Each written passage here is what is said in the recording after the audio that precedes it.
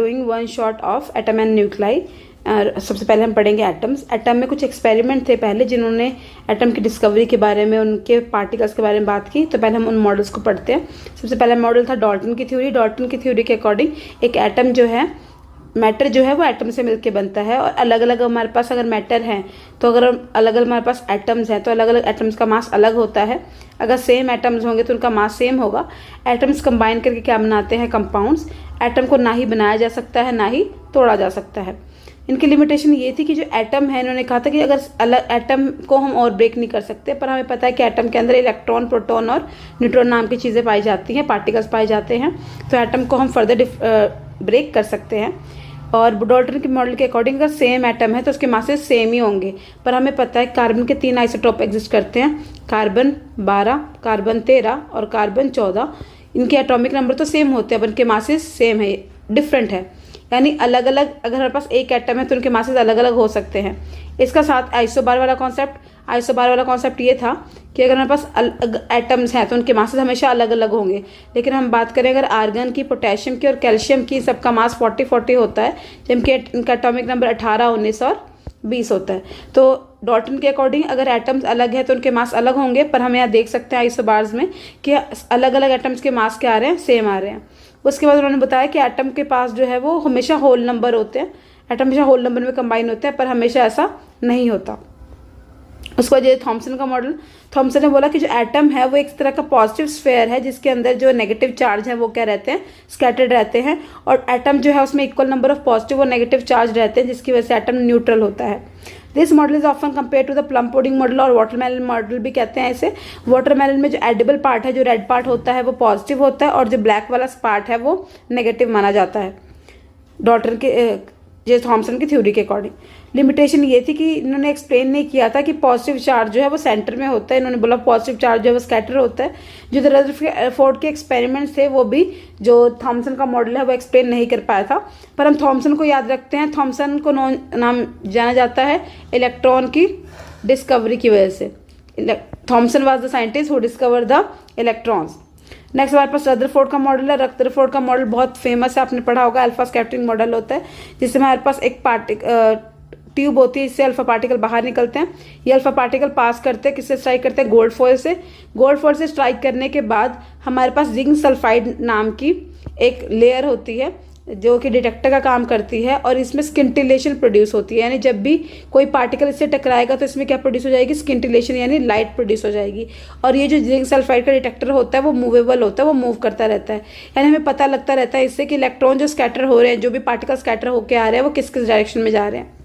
तो इस एक्सपेरिमेंट में उन्होंने एक्सप्लेन किया कि बहुत सारे जो एटम, जो अल्फा पार्टिकल्स है वो स्टेट पास हो जा रहे थे एटम के अंदर से। यानी एटम के पास बहुत सारी खाली स्पेसेस प्रेजेंट थी। अगर मैं बात करूँ 8000 में से कोई एक ही था जो कि 90 डिग्री एंगल पे या उससे बड़े एंगल पे क्या कर रहा था? डिफ्लेक्ट हो रहा था। यानी बहुत कम जो है पॉजिटिव चार्ज प्रेजेंट है। और इन्होंने ये बताया कि एटम के सेंट्रल में कोई ऐसी चीज़ है जिसका मास बहुत ज़्यादा है और इलेक्ट्रॉन आ रहे हैं उसे टकरा के वापस चले जा रहे हैं, क्योंकि अल्फा पार्टिकल खुद बहुत हैवी पार्टिकल होता है।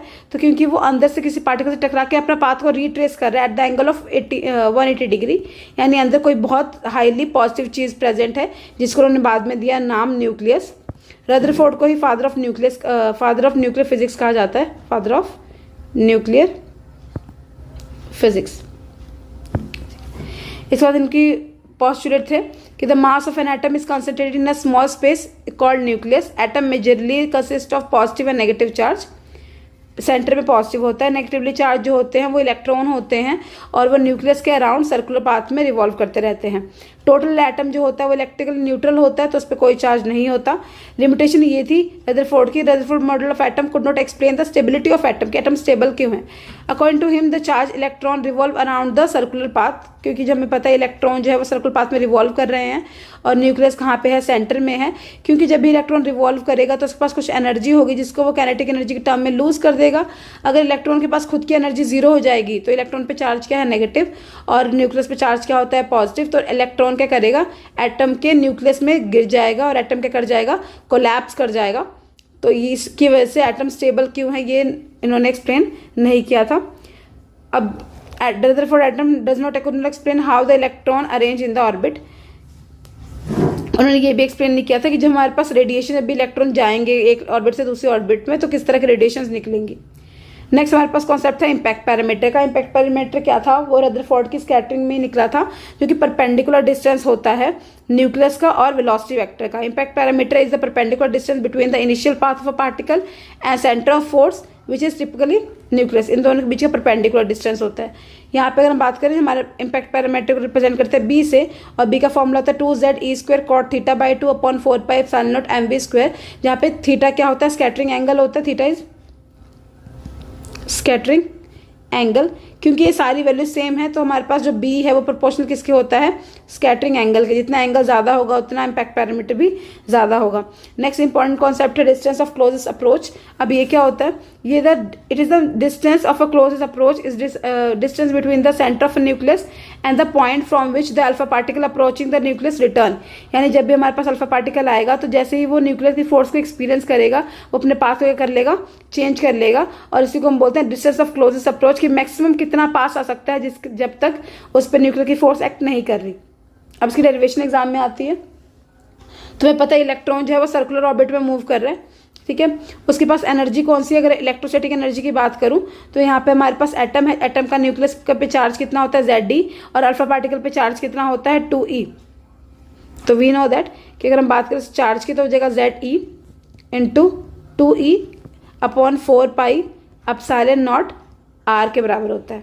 यहाँ पे r0 हम मान लेते हैं हमारे पास डिस्टेंस है between the nucleus and the जो मैक्सिमम डिस्टेंस वो ट्रैवल करता है before experience the nuclear force. अगर पोटेंशियल एनर्जी की बात करूँ तो पोटेंशियल एनर्जी का फॉर्मूला हमने पढ़ा है फर्स्ट चैप्टर में। This is K Q1 upon 4π, sorry K नहीं आएगा यहाँ पे, 4πε0 r हो जाता है। K की वैल्यू कितनी है, Zd इंटू Q की value Zd into 2e upon 4πε0 r0, ठीक है। तो क्योंकि जितनी कैनेटिक एनर्जी होगी उतनी पोटेंशियल एनर्जी होनी चाहिए, तो कैनेटिक एनर्जी का फॉर्मूला हमारे पास यहाँ से होता है 1/2 mv², और पोटेंशियल एनर्जी का फॉर्मूला हमने अभी ऊपर निकाला, that is Z2ze² upon 4πε0 r0। Equate कर देंगे इन दोनों को तो हम बात करें तो कैनेटिक एनर्जी बराबर होती है पोटेंशियल एनर्जी के। यहाँ से अगर मैं r0 की वैल्यू निकालूँ तो I will gate 2ze² upon 4πε0 1/2 mv²। इसको हम एनर्जी के बराबर भी लिख सकते हैं। तो हमारे पास डिस्टेंस ऑफ क्लोजेस्ट अप्रोच का फॉर्मूला आता है 2ze² अपॉन 4πε0, इसको हम ई लिखेंगे। तो हमारे पास होता है मैक्सिमम डिस्टेंस जहाँ तक जिसके बाद हमारा जो अल्फा पार्टिकल है वो फोर्स फील करने लग जाएगा किसकी, न्यूक्लियस की। जो बोहर का मॉडल था वो सबसे ज़्यादा फेमस मॉडल था और सबसे ज़्यादा जो लिमिटेशंस थी वो कवर करी थी बोहर ने अपने पोस्टुलेट्स में। तो बोहर का मॉडल जो है वो बेस्ट मॉडल था एटम के स्ट्रक्चर को एक्सप्लेन करने वाला। तो बोहर ने अपने पोस्टुलेट में कहा था कि जो इलेक्ट्रॉन है वो सर्टेन पाथ में ही रिवॉल्व करते हैं, वो कहीं भी रिवॉल्व नहीं करते और वो कभी भी अपना ऑर्बिट को लूज नहीं करते हैं, यहाँ से छोड़ के नहीं जाते हैं, इसलिए उनको हम कहते हैं stationary orbits. Electron revolve around the nucleus in a certain circular path with a fixed radii and energy levels. यानी इलेक्ट्रॉन की जो एनर्जी है और जो उसका ऑर्बिट है वो हमेशा सेम रहने वाला है, वो बदलेगा नहीं। इनको हम बोलते हैं स्टेशनरी स्टेट्स। जब भी इलेक्ट्रॉन एक एनर्जी स्टेट्स में घूम रहे होंगे तो वो किसी तरह की भी एनर्जी को रेडिएट नहीं करते। As long as the electron is one allowed orbit it does not absorb और एमिट एनर्जी। एनर्जी हमेशा क्वांटाइज रहती है, पढ़ेंगे हम आगे। तो जो एंगुलर मोमेंटम होता है वो भी क्या रहता है, क्वांटाइज रहता है। और एंगुलर मोमेंटम होता है विच इज mvr, वो होता है nh अपॉन 2π के बराबर। यानी एंगुलर मोमेंटम हमेशा सेम रहने वाला, क्वांटाइज रहने वाला है। जहां पे n हमारे पास इंटीजर होता है, that is 1 2 3 and so on. Electron तभी एनर्जी रिलीज करते हैं जब वो ट्रांजिशन करेंगे एक स्टेट से दूसरी स्टेट पे। इलेक्ट्रॉन एब्जॉर्ब करेंगे एनर्जी और चले जाएंगे हायर एनर्जी स्टेट में, और जब इलेक्ट्रॉन एनर्जी एमिट करेंगे तो किस स्टेट में आएंगे, लोअर स्टेट में। यानी इलेक्ट्रॉन जब हाई से लो पे जाएगा या लो से हाई पे जाएगा, जब भी वो अपनी एनर्जी स्टेट को चेंज करेगा तभी वो एनर्जी निकालेगा। वो कितनी निकालेगा, hν निकालेगा। यानी दो स्टेट की में जो एनर्जी का डिफरेंस होगा that is equal to hν। यानी अगर वो अपने लोअर से हायर पे जंप करता है तो क्या करेगा, एनर्जी एब्जॉर्ब करेगा कोई भी इलेक्ट्रॉन। वहीं अगर हायर में वो ऑलरेडी प्रेजेंट है और हायर से जंप करके लोअर एनर्जी पे जाना है then it will release energy. तो हमें ये चीज ध्यान रखनी है कि जब भी लो टू हाई जाएगा तो क्या करेगा, एब्जॉर्ब एनर्जी करेगा, वहीं अगर हाई टू लो इलेक्ट्रॉन आता है तो एनर्जी विल बी रिलीज, और वो एनर्जी किसके बराबर होगी, हमेशा एच न्यू के बराबर।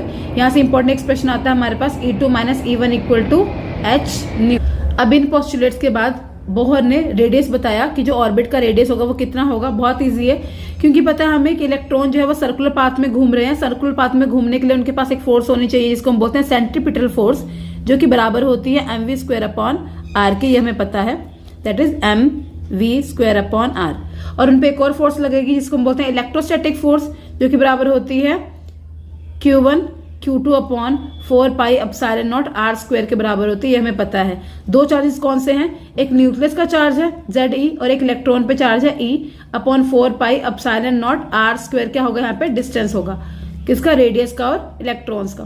तो अगर मैं इन दोनों को इक्वेट कर दूं तो I will get mv² upon r will be equal to Ze² upon 4 pi epsilon naught r। यहाँ से कैंसिल करेंगे एक r से, r कैंसिल हो जाएगा और तो कुछ भी नहीं कैंसिल होने वाला है यहाँ पे। ओके, तो यहाँ से अगर मेरे पास वैल्यू निकालू मैं r की, तो r will be equal to Ze² upon mv², और यहाँ पे 4 पाई एप्सिलॉन नॉट तो आएगा ही। अब हमारा काम है इस v² को एलिमिनेट करना है। v² कैसे एलिमिनेट करेंगे, बोहर ने अपने पोस्टुलेट में कहा था कि जो हमारे पास लीनियर एंगुलर मोमेंटम होता है जो कि mv r के बराबर होगा, that is equal to nh upon 2 pi, या इंटेग्रल मल्टीपल होता है nh अपॉन 2 पाई का। अगर मैं यहाँ से v की वैल्यू निकालूं तो v की वैल्यू आएगी nh upon 2 pi into m r, यानी वो वैल्यू हम यहाँ पे पुट करेंगे। तो मैं r की वैल्यू क्या मिलेगी यहाँ पे, अगर मैं पुट कर दूं इस एक्सप्रेशन में यहाँ पे, तो मुझे मिलेगा z एज इज रहा, E² एज इज रहा, m एज इज, v की वैल्यू क्या थी n² h² 4 pi square m², यहाँ पे r² आ जाएगा, साथ में हमारे पास आ जाएगा 4 पाई एप्सिलॉन नॉट।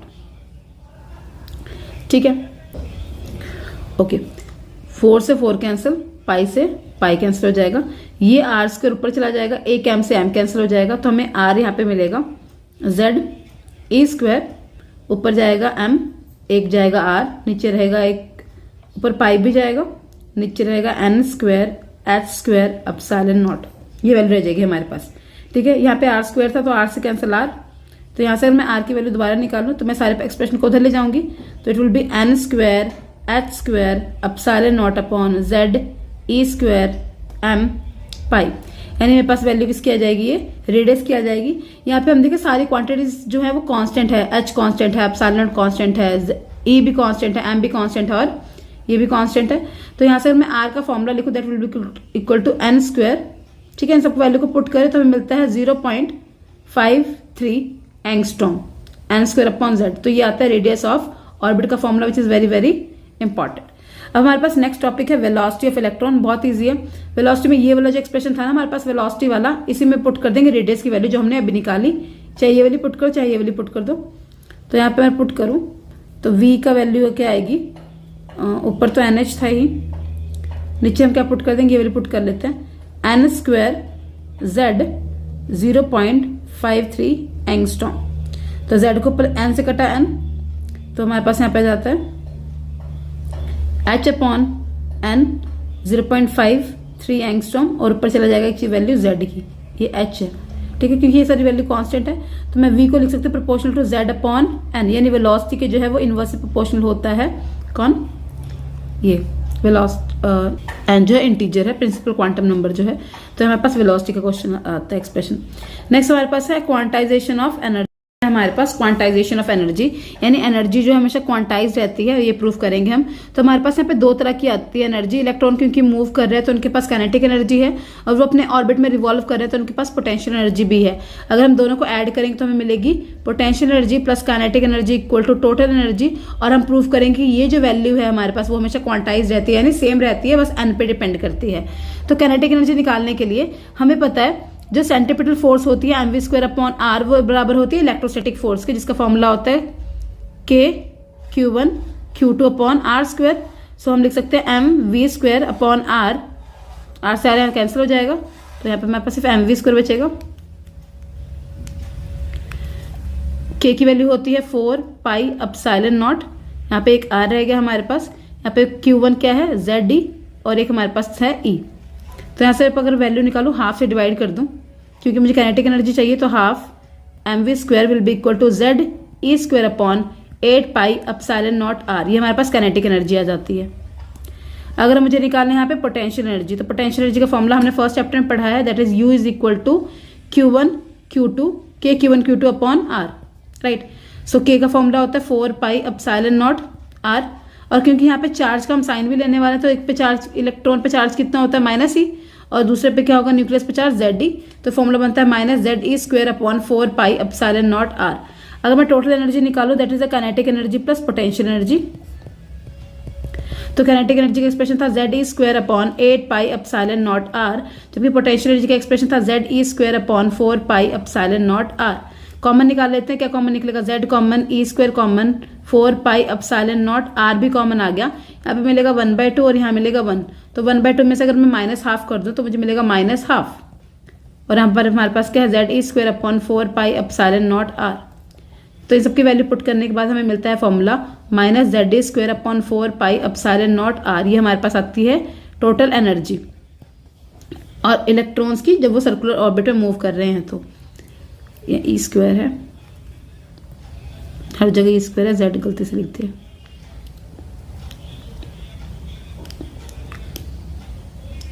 ठीक है, तो मेरे पास ये टोटल 8 हो जाएगा ना यहाँ पे, तो टोटल हमारे पास एनर्जी कुछ ये आती है। अगर मैं हाइड्रोजन एटम की बात करूं, 4 हाइड्रोजन एटम, जिसके लिए Z की वैल्यू क्या रहती है, फिक्स रहती है, 1 रहती है, और बाकी सारी वैल्यू को पुट करूं तो इलेक्ट्रॉन वोल्ट्स में मेरा आंसर आता है, this is equal to -13.6 ZST आ जाएगा। नीचे हमारे पास क्या आएगा, तो यहाँ पे हमें R की वैल्यू पता है कि R जो है प्रोपोर्शनल होता है R0 0.53 एंगस्ट्रॉम के बराबर, इतना होता है लगभग, सॉरी यहाँ पे n² होता है, n² अपॉन Z के बराबर होता है। तो वो अगर वैल्यू हम यहाँ पुट करें तो हमें जो एनर्जी की वैल्यू मिलती है, अगर मैं इलेक्ट्रॉन वोल्ट में निकालूं तो वो लिखी -13.6 अपॉन n², यहाँ पे आता है Z², Z की वैल्यू पुट करें तो यहाँ पे Z² आ जाएगा। तो हमारे पास ये एनर्जी आती है। अगर मैं हाइड्रोजन एटम की बात करूं, मैंने Z की वैल्यू अगर 1 ले ली, तो वहां पे एनर्जी का फॉर्मूला आएगा -13.6 upon n² in terms of electron volt, और आपको पता है 1 इलेक्ट्रॉन वोल्ट जो होता है वो 1.6 × 10⁻⁻19 जूल पर सेकंड के बराबर होता है, जूल के बराबर होता है, सॉरी। तो ये हमने, अगर आपको कन्वर्ट करने के लिए आए तो आप ये वाला एक्सप्रेशन यूज कर सकते हो, वरना आपको ये वाली एनर्जी ही मैक्सिमम टाइम यूज करनी पड़ती है, that is total energy is equal to -13.6 upon n², और Z यहाँ पे एटॉमिक नंबर होता है, that we already know. Next है एनर्जी लेवल डायग्राम। तो जब हाइड्रोजन एटम का स्पेक्ट्रा देखा गया तो वहाँ ये हमने ऑब्जर्व किया कि लाइन जो है वो कॉन्टिन्यूस नहीं है, लाइन जो है वो, जो हमारे पास स्पेक्ट्रा आ रहा है वो कंटिन्यूस नहीं है, वहाँ पे कुछ गैप्स हैं और लाइंस मिल रही है, तो इसलिए हम बोलते हैं लाइन स्पेक्ट्रा। एक लाइन यहाँ पे, एक लाइन यहाँ पे, और फिर जैसे जैसे हम आगे बढ़ते जाते हैं लाइनें जो हैं वो पास होती रहती हैं, और इसको हम बोलते हैं एनर्जी लेवल डायग्राम। तो एनर्जी लेवल ऑफ डायग्राम कुछ ऐसी होती है हाइड्रोजन एटम की, जिसमें पहली जो सीरीज है वो लाइमन सीरीज होती है। लाइमन सीरीज में अगर मैं बात करूँ, अगर मुझे वेव नंबर निकालना है तो वो उसका फॉर्मूला का 1/λ, और हमारे पास एनर्जी हमें पता है ये किसके बराबर होती है, 13.6। अगर एनर्जी का फॉर्मूला भी निकाले हम, तो एनर्जी का फॉर्मूला E इक्वल टू किसके बराबर होता है, h⁻ के बराबर E2 - E1। E2 - E1 किसके बराबर होता है, इसके बराबर। अगर मैं E2 की वैल्यू पुट करूं तो मुझे पता है एनर्जी 13.6 होती है, अपॉन में n2 का स्क्वायर आ जाएगा, यहाँ पे 13.6 अपॉन n1 का स्क्वायर आ जाएगा। ये भी माइनस का ही चीज प्लस की हो जाती है, इक्वल टू h⁻। अगर हम यहाँ से कॉमन निकाल लें 13.6, हमें मिलेगा 1/n1 का स्क्वायर माइनस 1/n2 का स्क्वायर, और एच सी अपॉन क्या होता है, लैम्डा होता है। तो ऐसे अगर मैं डिवाइड कर दूँ 13.6 अपॉन एच सी, क्योंकि ये इलेक्ट्रॉन वोल्ट में था तो हमें मल्टीप्लाई करना पड़ेगा 1.6 × 10⁻⁻19 से। अंदर एक्सप्रेशन बचता है 1/n² माइनस 1/n2 का स्क्वायर इक्वल टू 1/λ। अगर हम ये वैल्यू पुट करें तो हमें आर मिलती है, इसको हम रिडबर्ग कांस्टेंट कहते हैं, और एक्सप्रेशन हमारे पास कुछ ऐसा बन जाता है 1/n1 का स्क्वायर 1/n2 का स्क्वायर इक्वल टू 1/λ। इसको वेव नंबर भी कहा जाता है। और यहाँ पे आर की जो वैल्यू होती है हमारे पास, that is equal to 1.097 × 10⁻7 Rydberg constant use करते हैं हम इसे। तो हमारे पास ये एक्सप्रेशन आ जाता है वेव नंबर का, सॉरी इंटू यहाँ पे n1 का स्क्वायर माइनस n2 का स्क्वायर। ठीक है, अब इन्हीं वेव नंबर को यूज करके यहाँ पे लाइन स्पेक्ट्रा बना हुआ है, इसे एनर्जी लेवल डायग्राम भी कहते हैं। तो पहला जो हमारा लाइन स्पेक्ट्रा है वो लाइमन सीरीज का है, लाइमन सीरीज। दूसरी हमारे पास होती है लाइमन सीरीज जो है उसकी जो रेडिएशन है वो लाई करती है यूवी रीजन में, यूवी रीजन में, यानी जो वेवलेंथ यहाँ से हम एक्सप्रेशन से निकालेंगे अगर उसको ऑब्जर्व करें तो वो यूवी की वेवलेंथ से रिजेंबल करती है। लाइमन के लिए हमारे पास जो ग्राउंड स्टेट है that is always equal to 1 और एक्साइटेड स्टेट जो होती है वो हमेशा 2, 3, 4 कुछ भी हो सकती है। जो मिनिमम एनर्जी आती है in case of Lyman series, Lyman की जो मिनिमम एनर्जी है, सॉरी मिनिमम वेवलेंथ है वो 912 एंगस्ट्रॉम होती है और जो मैक्सिमम वेवलेंथ है वो 1216 एंगस्ट्रॉम होती है। एग्जाम में आप पुट करके भी निकाल सकते हो। अगर आपको मिनिमम वेवलेंथ लेनी है तो हमेशा याद रखो N2 की वैल्यू इन्फिनिटी लेंगे और मैक्सिमम निकालनी है तो N1 की वैल्यू हमेशा यहाँ पे 0 लेते हैं, 0 नहीं सॉरी 1, नेक्स्ट सॉरी 1 नहीं लेते, N2 की वैल्यू लेते हैं नेक्स्ट वैल्यू, जो नेक्स्ट वैल्यू होगी। जैसे अगर हम लाइमन की बात करें तो N2 की वैल्यू 2 लेंगे, बाल्मर के लिए N2 की वैल्यू 3 ले लेंगे। तो मिनिमम के लिए N2 इन्फिनिटी लेना है और मैक्सिमम के लिए 2। नेक्स्ट हमारे पास बाल्मर सीरीज आती है। बाल्मर सीरीज के लिए जो एनर्जी है वो बाल्मर सीरीज के लिए N1 की वैल्यू हमेशा 2 होती है और N2 की वैल्यू वेरी करती है 3, 4, 5 ऐसे वेरी करेगी। ये हमेशा राई करता है विजिबल रीजन में, यानी इसमें जो वेवलेंथ है वो राई करती है विजिबल रीजन में और इसकी एनर्जी ये निकलती है जब हम N की वैल्यू 2 पुट करेंगे तो ये चीज निकल जाएगी। नेक्स्ट हमारे पास है पास्चन। पास्चन के लिए हमारे पास N1 की वैल्यू जो है हमारे पास N1 हमारे पास हमेशा 3 होता है और N2 की वैल्यू 4, 5 होती है। ये लाई करता है IR में, ब्रैकेट भी लाई करता है IR रीजन में और P फंड भी लाई करता है IR रीजन में। ये जो एनर्जीज कैलकुलेट करी हुई है ये आप भी कर सकते हो एनर्जी लेवल डायग्राम में। ये आता है हमारे पास टोटल एनर्जी एक्सप्रेशन से जो कि होती है -13.6 अपॉन N का स्क्वायर। अगर आप N की वैल्यू 1 लोगे फर्स्ट लाइमन के लिए तो हमें एनर्जी मिलेगी ग्राउंड स्टेट एनर्जी 13.6। अगर आप N की वैल्यू 2 पुट करोगे तो आपको फर्स्ट एक्साइटेड स्टेट की मिलेगी, N की वैल्यू 3 पुट करोगे second excited state, third excited state, fourth excited state, ऐसे में सारी एक्साइटेड स्टेट की एनर्जी मिल जाएगी। क्योंकि यहाँ पे एनर्जी का गैप बहुत कम है इसलिए लाइंस बहुत क्लोजर हैं। जितना आप आगे बढ़ते रहोगे उतना जो स्पेक्ट्रा है वो क्लोजर होता रहेगा, यानी कॉन्टिन्यूस स्पेक्ट्रा बन जाएगा। तो एनर्जी लेवल डायग्राम एग्जाम में बहुत आती है, इंपॉर्टेंट है। आपको इसी एक्सप्रेशन के थ्रू आप सारी एनर्जी कैलकुलेट कर सकते हो, बस ये लाइनें याद होनी चाहिए और कुछ ज्यादा है नहीं इसमें। नेक्स्ट हमारा स्टार्ट होता है न्यूक्लियाई। न्यूक्लियाई में पता है कि एटम के जो सेंटर है उसके अंदर सेंटर कोर के अंदर 2 चीजें प्रेजेंट होती है, प्रोटॉन और न्यूट्रॉन। प्रोटॉन और न्यूट्रॉन के बनाते हैं न्यूक्लियॉन और ये सेंटर ऑफ एटम में लाई करता है। इनमें कुछ अट्रैक्शंस होती हैं, कुछ रिपल्शंस होती हैं। अब पहला टॉपिक है इसकी जो रेडियस ऑफ न्यूक्लियाई होता है वो कितना होता है। तो जो वॉल्यूम है ना किसका, न्यूक्लियस का, 4/3 πr क्यूब, क्योंकि हम मानते हैं स्फेयर है हमारा न्यूक्लियस तो इसका जो वॉल्यूम है वो प्रोपोर्शनल होता है A⁻1/3 के। तो ऐसे मैं रेडियस कैलकुलेट करूं तो वो प्रोपोर्शनल होता है A⁻1/3 के। प्रोपोर्शनलिटी का साइन हटाएं और कांस्टेंट लगाएं तो वहां पे कांस्टेंट हम लगाते हैं R0 A⁻1/3। यहाँ पे R0 की वैल्यू आती है 1.2 × 10⁻−12 फर्मी। इंपॉर्टेंट है, ये एक्सप्रेशन पता हो तो हम आगे रेडियस निकाल सकते हैं। नेक्स्ट है डेंसिटी ऑफ न्यूक्लियस। तो डेंसिटी ऑफ न्यूक्लियस जो है वो हमेशा सेम रहती है, क्योंकि जो डेंसिटी है देखो डेंसिटी होती है रो, इसको हम लिखते हैं मास अपॉन वॉल्यूम। मास को अगर मैं लिखूं तो I can write mass of 1 nucleon into atomic mass upon volume होता है 4/3 πr³। इस r की वैल्यू पता है हमें कितनी होती है, R0 A³ ma 4/3 पाई पुट कर देंगे, यहाँ पे R0 आ जाता है, यहाँ पे R0 का क्यूब और A⁻1 आ जाएगा पुट करेंगे तो ए से कैंसिल। ये बाकी सारी वैल्यूज जो हमारे पास कांस्टेंट होती हैं m/4/3 πr0 क्यूब, ये सारी वैल्यूज क्या है, कांस्टेंट है और इनकी वैल्यू होती है 2.2 × 10⁻17। तो हमारे पास जो डेंसिटी होती है ये होती है और डेंसिटी हमेशा क्या रहती है, सेम कांस्टेंट रहती है। न्यूक्लियस की डेंसिटी कभी वेरी नहीं करती, चाहे आप ऑक्सीजन की डेंसिटी पढ़ो, चाहे आप गोल्ड की डेंसिटी पढ़ो, चाहे आप सिल्वर की डेंसिटी पढ़ो, डेंसिटी न्यूक्लियस की हमेशा सेम होती है। और कभी आपको एग्जाम में डेंसिटी की रेशियो पूछी जाए जो कि पूछी जाती है तो उसका आंसर हमेशा 1:1 होता है, चाहे आपको कितना बड़ा एटॉमिक नंबर गिवन हो। नेक्स्ट क्वेश्चन है यहाँ पे find the ratio of the radius of element of atomic number 27 होगा यहाँ पे 27 एंड 64। तो आपको पहले R1 दे रखा है 27 और R2 दे रखा है 64, सॉरी R नहीं, एटॉमिक मासेस दे रखे हैं आपको। A1 दे रखा है यहाँ पे 27, A2 दे रखा है यहाँ पे 64। अगर मैं R1/R2 की वैल्यू निकालूं तो I can write R0 A1 की पावर 1/3 R0 A2 की पावर 1/3, R0 से कैंसिल R0, सो R1/R2 की जो वैल्यू आ जाती है वो आती है A1/A2 की पावर 1/3। यहाँ पे A1 की वैल्यू 27 है, A2 की वैल्यू 64 है, दोनों की पावर 1/3। हमें पता है 27 जो है वो 3 का क्यूब होता है, 64 जो है 4 का क्यूब होता है, तो हमारा आंसर आता है 3:4। इंपॉर्टेंट क्वेश्चन है। नेक्स्ट टॉपिक है हमारे पास न्यूक्लियर फोर्स का। तो न्यूक्लियर फोर्स वो फोर्स है जो न्यूक्लियस के अंदर न्यूक्लियॉन्स को बांध के रखने के काम आती है या यूज की जाती है। ये जो है वो ब्रह्मांड की सबसे स्ट्रॉन्गेस्ट फोर्स है जो दोनों न्यूक्लियॉन्स के बीच में लगती है। न्यूक्लियॉन्स यानी proton proton, neutron proton and neutron neutron, इनके बीच में जो फोर्स लगती है उसको न्यूक्लियर फोर्स कहते हैं। ये सबसे स्ट्रॉन्गेस्ट फोर्स है। ये 10⁻38 टाइम्स स्ट्रॉन्गर होती है ग्रेविटेशनल फोर्स से, और 10⁻2 टाइम्स स्ट्रॉन्ग होती है इलेक्ट्रोस्टैटिक फोर्स से। This force binds the nucleus together. तो बहुत स्ट्रॉन्ग है, वीक तो हम हाई क्लास में पढ़ेंगे। प्रॉपर्टीज है न्यूक्लियर फोर्सेस की, तो it is attractive in nature, हमेशा अट्रैक्टिव होती है, पर थोड़े डिस्टेंस बाद ही रिपल्सिव भी हो जाती है। जब डिस्टेंस कम होगा तो रिपल्सिव होती है, डिस्टेंस ज्यादा हो तो अट्रैक्टिव होती है। इसका ग्राफ कुछ ऐसा बनता है, यहाँ पे 0.7 फर्मी का डिस्टेंस होता है। तो फर्मी से पहले जो अगर न्यूक्लियॉन्स प्रेजेंट रहेंगे उनमें जो डिस्टेंस है वो इतना कम रहेगा, यानी दो न्यूक्लियॉन्स हैं इनके बीच में डिस्टेंस 0.7 से कम है, तो ये आपस में रिपेल करेंगे। पर जैसे डिस्टेंस 1.2 से 0.7 से बढ़ जाता है वैसे हमारे पास फोर्स क्या बन जाती है, अट्रैक्टिव बन जाती है। तो ये ग्राफ बहुत इंपॉर्टेंट है, ये डिस्टेंस है यहाँ पे।